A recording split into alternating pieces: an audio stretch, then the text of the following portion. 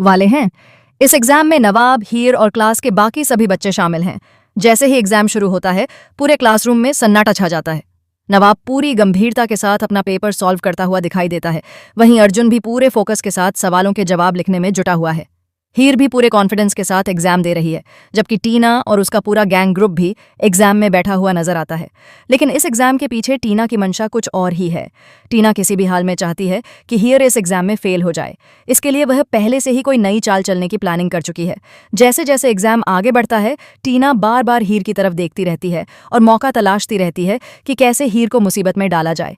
आने वाले एपिसोड्स में यही एग्जाम कहानी का सबसे बड़ा टर्निंग पॉइंट बनने वाला है, क्योंकि यहीं से कहानी में एक बड़ा और चौंकाने वाला ट्विस्ट आने वाला है।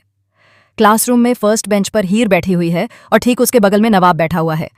दोनों एक दूसरे को देखकर हल्के हल्के इशारे करते हैं ताकि एक दूसरे का हौसला बढ़ा सकें। हालांकि ये छोटे छोटे इशारे टीना की नजरों से बच नहीं पाते। जैसे ही टीना यह सब देखती है, उसका गुस्सा 7वें आसमान पर पहुंच जाता है। उसे लगता है कि हीर जानबूझकर नवाब का सहारा ले रही है। इसके बाद टीना पूरी कोशिश करती है कि किसी भी तरह हीर को फंसा दिया जाए और प्रोफेसर के सामने यह साबित कर दिया जाए कि हीर एग्जाम में चीट कर रही है।